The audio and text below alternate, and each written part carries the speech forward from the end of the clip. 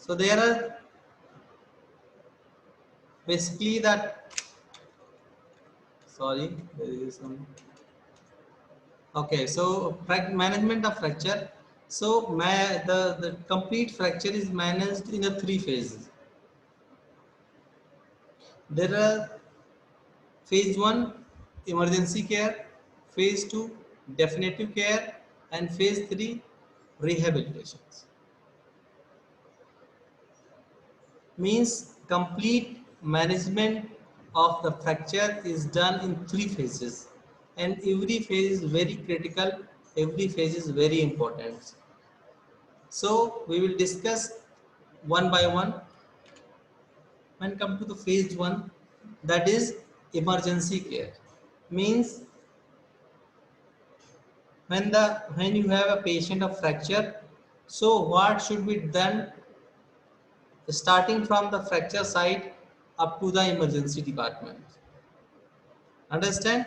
So first, what should be done at the site of the accident where the patient is got injured? So first thing is that first aid.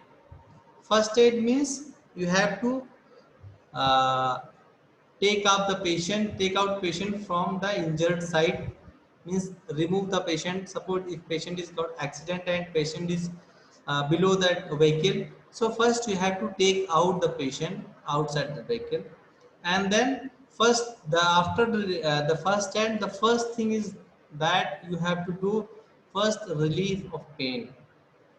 You have must you think you must do all things which relieve the pain of the patients.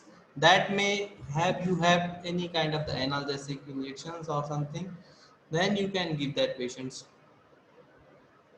So that I tell you because why it is important, because that immobilization or the movement should be stopped, because as the patient move, it will harm himself. That patient harm himself when it move, and if the patient is in pain, then that patient must be moved continuously. Patient may not be still. That's why the patient relief of pain is first thing which we have to do that patient at the site of the accident. First, second thing is prevent further damage, means whatever damage is already done, so it's the further damage uh, does not occur. So we have to take all the things, means if the patient is getting injured, then you have to do that so that you can stop that injury, stop the injury process of the injury, and you have to that first aid and remove that patients. And then along with this, you have to make arrangement of the transportation of the patient from that accident site to the hospitals. In the meantime, when you are managing the patients and managing the complications, next thing is the prevention of the complications. So there are two basic and most important complications occurs in the fractured case of the fracture. First thing is the shock, and second thing is the fat metabolism, fat embolism, sorry. So the shock is we already had discussed the shock. That is the patient have hypoperfusion. Okay, so that the patient is not get the tissue is not getting enough oxygens, and patient that cells get hypoxic and cell death may occur. So that shock, most common cause of the shock is the hypovolemia. Okay, that hypovolemia may be due to the bleeding. Okay, so when patient is get injured, so obviously there is a bleeding that may lead to the hypovolemic shock. So to control the shock, to you have to control the bleeding. So if there is any visible bleeding, then that bleeding must be stopped by the applying the pressure, applying the bandages, whatever thing you can apply, the tourniquet, whatever. At the accident site, you must try to stop the bleeding if you have seen any visible bleeding. Second thing is the fat embolism. Means you know that that most of the long bones, that all the long bones has the bone marrow, and bone marrow, the matrix have the we already discussed the that bone marrow have the bone matrix, that is high concentration of fat is there. So when the bone is fractured, then that fat is released from the that bone marrow and released into the blood, so that fat may go into the blood vessels and may block any vessels, so that may causes the embolism. So to prevent that, you must give the splinting of the patients, splintage. We already had discussed, I think, the type of the splintage. Splintage means any objects, any hard objects which can support the fracture sites. That is, you have to use, and you have to use hard object, that is splinter, to support the fracture site and to tie that area. Understand? Means if you are at the accident site and you see some patient, somebody is get accident, and any bone, that long bone, basically hand or foot, leg is fractured, then what you do, first you have to give the support of that fracture site by any hard objects. Means you may not get dedicated or that customized splintage in that accident site, then you take any hard object, just like any papers. You can if you have newspaper, you roll it. And if you had any that umbrella, any hard board, wooden board, anything which you can just which can support that fracture site.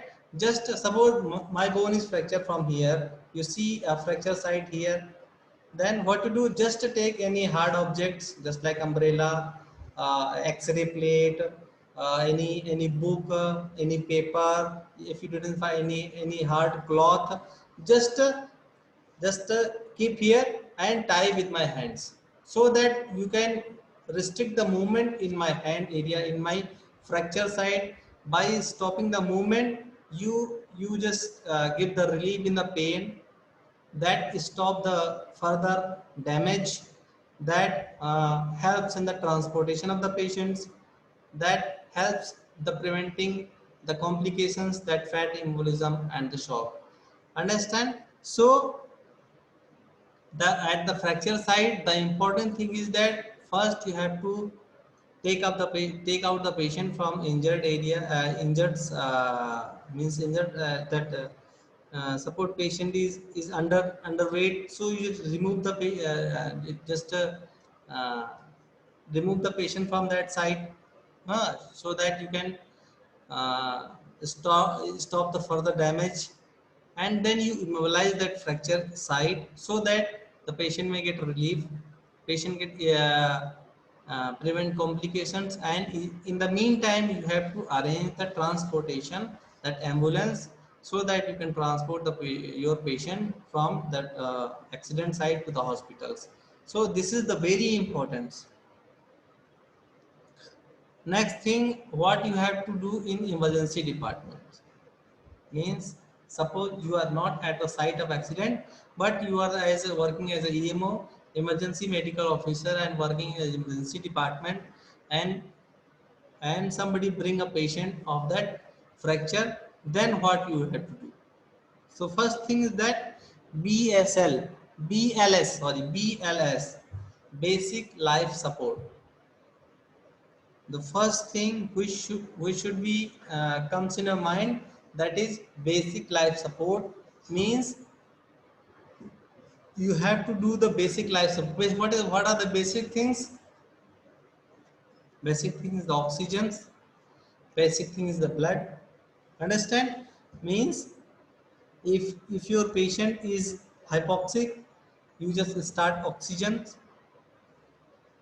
sir, and you see your patient may be in the shock, because all the major trauma If they have any long bone is fractured, then there must be some bleeding inside, so that the patient may be going to shock. So you just consider all the patient of the major trauma, all the patient you considered are in the shock, hypovolemic shock. So you have to start the treatment of hypovolemic shock, means you must start at the large board IV cannulas, and you start giving the IV fluid to the patient, so that you can your patient come out from the stage of shock. You can the circulatory volumes, increase the circulatory volumes. Along with this, in the meantime, you have to search for any other injury in that patient. Means for that you have to completely undress your patients, because sometime it happens you are looking a single site in the body of the injury, and patient may have any major trauma at other side of the body, so that may be overlooked. So that's why if when your patient get in emergency department, you start the IV fluid, you start the oxygens. Along with this, you just you have to undress your patient completely and search for any other injury in the body. And or if the patient has already get somebody has give the splintage, so you have to check the splintage that it is properly given or not. Before giving the splintage, you must be remove all that ornament, just like the rings or the bangles from that limb, because sometime what happens after that splintage, after the trauma, the patient that part gets swells very much. So in that conditions, that may produce that any constriction, so that may causes the venous edema, and that may be problematic very much and difficult to remove. Just like the ring, suppose a patient has a ring in finger, and you apply the splintage. After that, when the swelling is come, so it that due to swelling in that area, ring becomes very much tight. That may cause the disturb the blood supply of that finger, so that fingers may be gangrenous or necrose. That's why before giving the splintage, or the before giving the cast any limb of the any patient, you must ask the patient to remove all kind of the ornament, just like ring or the bangles. So if you got a patient who have already get the splintage from in somewhere, then you first check out the status by splintage, it is properly given or not, that it may be the loose, so you have to tight it. If it is tight, then you have to loose it. And if patient has forget to remove that bangles and ring, then you have to remove that things, so that these things may not causing any difficulty in later. Along with this, doing all the things, you have to assess the severity of the patients. Means what are the status of your patient, if the patient is in profound shock, and how much injury is there. You assess the injury, which bone is fractured, so to assess the bleeding, how much bleeding patient have, how much blood patient has lost, so that you have to arrange that if blood transfusion is required in the future, then you have to arrange the blood. And all these things you have to keep in mind, and you assess the severity of the injury in the meantime in the emergency departments. And doing all these things, your patient must be in a huge amount of pain, so that you must give some intramuscular analgesic, so that patient get relief from pain. So and if the patient is getting relief of pain, so that patient give you the history also a little bit, how the injuries happen, how the accident is got. A patient may have any kind of that any disease. Suppose a patient is uh, you have a patient of fracture femur bone, understand, and patient is not able to give the history and patient is diabetic, and you are giving the patient, you are giving the DNS, then it may increase the glucose level, that may harm the patients.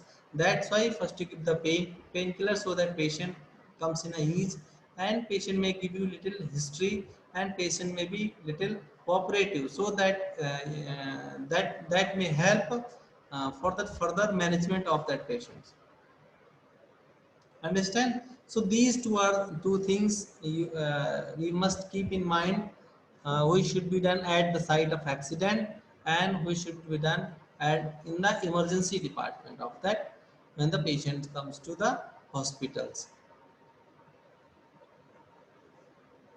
Next there is the phase second, the definitive care. Definitive care means now your patient is out of danger, means the patient has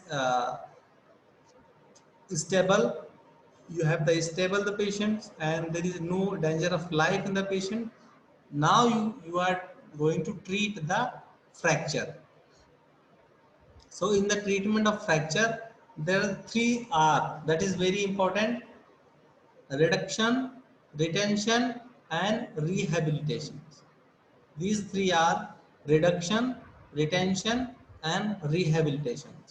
Reductions means you have to reduce the joint, means you have to reduce the fracture, means whatever the fracture fragments are there, they have the displaced, or maybe that displacement may be 3 types: angulated, shift, or rotations. So you have to correct that all kind of the displacement, and you have to reduce the fracture, and you must align that fractured fragments proper in a proper line, means that you have to realign the fracture fragments in a uh, in a proper way, so that they can heal properly.